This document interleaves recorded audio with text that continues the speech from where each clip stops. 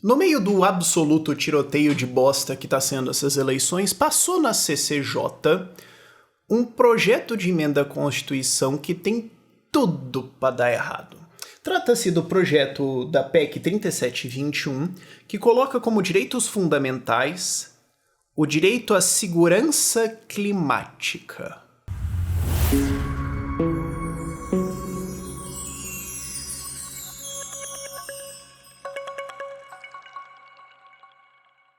Ai, pessoal, isso aqui não tem nada a ver com esse vídeo, eu tô inclusive gravando depois, mas só pra lembrar vocês, terça-feira, 19 horas, lá no vão do MASP, vai ter um protesto em defesa da liberdade de expressão. É muito importante que você vá lá, a gente precisa mostrar que existe uma força muito grande de pessoas ao redor dessa defesa dessa pauta, que é muito importante nessa situação de Brasil agora. Vá de preto, luto, né, pela liberdade de expressão, e eu vou estar lá no evento sim. Ah, Rafael, como é que eu te encontro? Eu tô discursando, é só olhar no trio elétrico, eu vou estar lá, ok? Vejo você lá e é isso, roda o resto do vídeo aí. Sim, senhoras e senhores, sim. Teve toda essa maluquice de políticas ESG, sustentabilidade, blá blá blá, na Europa, que levaram a, basicamente, perseguição contra exploração de energia que não seja o que eles achavam que era verde, o que levou a, antes mesmo da crise da Rússia, problemas para a indústria alemã de aumento de custos de energia e tudo mais, mas levou eles à dependência de óleo e gás da Rússia, e aí depois levou a contas de luz intergalácticas. Fora também o fato de que agora a Europa está presa financiando uma ditadura que está invadindo a Ucrânia por causa dessas políticas malucas. Sim. E você pode também estar lembrando, mas não tinha um negócio desses na Constituição chilena? Aquela Constituição absolutamente maluca proposta pela extrema esquerda lá no Chile, que mesmo depois de todos os protestos e da ascensão da esquerda fortemente ao poder, ainda assim a população olhou e falou: escuta, não. Aquela Constituição que foi rejeitada e tudo mais, não tava esse tipo de bobeira lá também? Tava. Mas ainda assim, está passando aqui no Brasil, foi proposto como PEC lá em 2021, foi pra CCJ agora, porque tá tendo sessão, né? Muitos deputados não estão nem indo, o quórum da sessão foi muito baixo, se você olhar os quadros de votações tá patético, mas passou no meio desse vácuo, no meio desse nada, no meio de um foda-se generalizado, uma PEC na Câmara de Constituição e Justiça, e na Comissão de Constituição e Justiça, ainda vai ter uma comissão especial, aí plenário em 2 turnos, tem que ter maioria de 2/3 dos deputados, e depois ir pro Senado, maioria de 2/3 e sanção presidencial e tudo mais, mas passou, está andando essa absoluta maluquice. E o que isso significa no texto? Vamos lá. O que ela faz é colocar no artigo 170, lá dos direitos e tudo mais, a ordem econômica fundada na valorização do trabalho humano e na livre iniciativa tem por fim assegurar a todos existência digna, conforme os ditames da justiça social observados os seguintes princípios. Isso aí é o texto padrão do artigo 170. Aí vem uma lista de princípios para assegurar valorização do trabalho na livre iniciativa por existência digna. Só isso aí já tem um monte de contradição interna. Mas lá dentro dos direitos colocam manutenção da segurança climática, com garantia de ações de mitigação e adaptação às mudanças climáticas.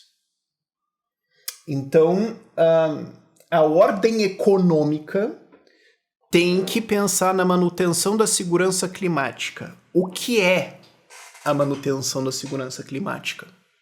Qual é o padrão? Qual é o objetivo? Qual é a meta de temperatura ou de tornados por ano, ou de alagamentos ou enchentes? É pra zerar?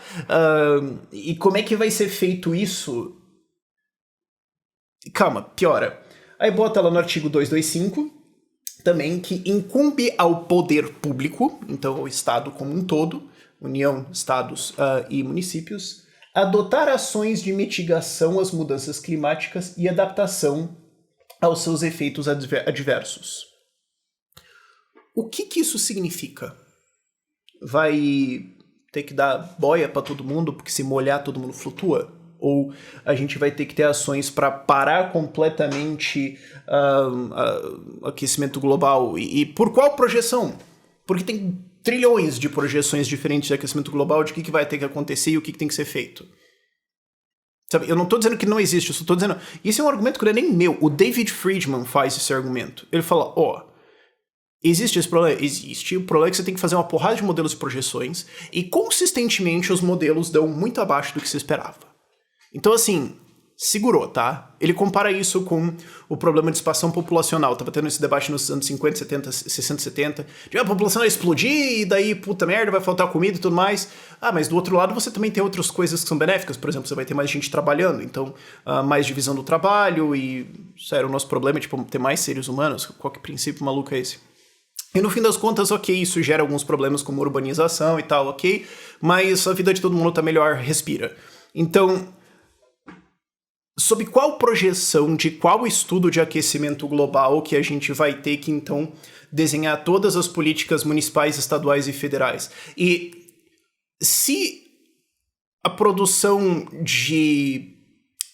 as atividades econômicas que geram aquecimento global como um todo são basicamente toda a geração de energia e toda a agropecuária, isso basicamente não dá... poder totalitário para o Estado regular qualquer coisa de agro ou qualquer coisa de indústria ou geração de energia sob um argumento genérico de o clima? E se a ideia é mitigar... peraí. Então a gente tem que mitigar, parar o negócio todo. Tá, mas... ou a gente tem que, tipo, fazer a nossa parte. Pode ser esse um critério, certo? Porque você pode falar, não, tem vários países do mundo, vários países poluem, depois tem a China tacando... depois tem a poluição absolutamente descomunal da China, certo?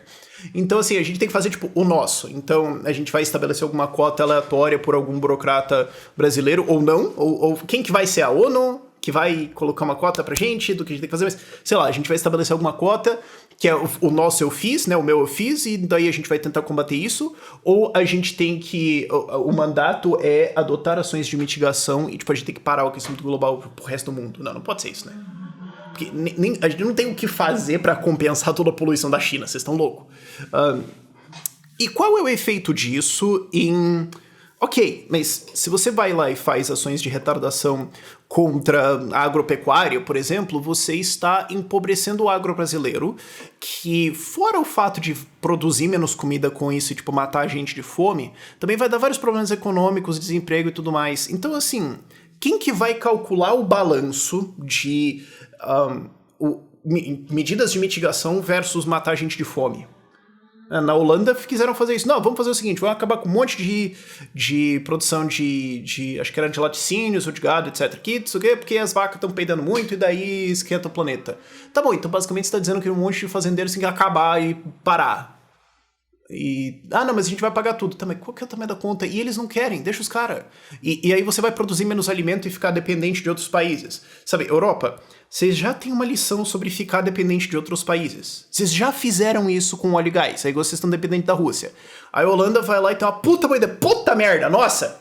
Já sei, vamos ficar dependente, mas vamos ficar mais dependente internacionalmente de produção de alimentos. O que pode estar errado, né? Quem que vai calcular o balanço disso aqui? Ou no resto da economia como um todo? Tá, então a gente vai... tecnicamente, isso aqui obriga a frear desenvolvimento industrial e desenvolvimento energético, tá? Então, num país miserável como o Brasil, isso significa que mais pessoas vão passar mais tempo na pobreza.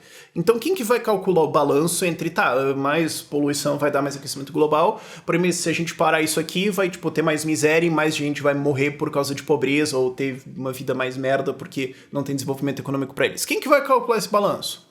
E quem discordar faz o quê? Essa maluquice passou! Meus parabéns pro Gilson Marques, deputado federal do Novo lá de Santa Catarina, o nosso único libertário, abertamente libertário lá na Câmara, que estava na CCJ e deu o voto contrário, foi 26-10, 26-10 a favor, ele está entre os 10 contrários. Mas isso passou. Não dá para entender minimamente o que isso aqui realmente significa, e na prática isso aqui concede poderes estatais para regular toda a economia por algum valor amplo de, seja lá o que for, de mitigação das mudanças climáticas ou de segurança climática. Calma, piora. Você pode estar pensando assim, mas não sei se faço isso aí. Vai que o Lula é eleito.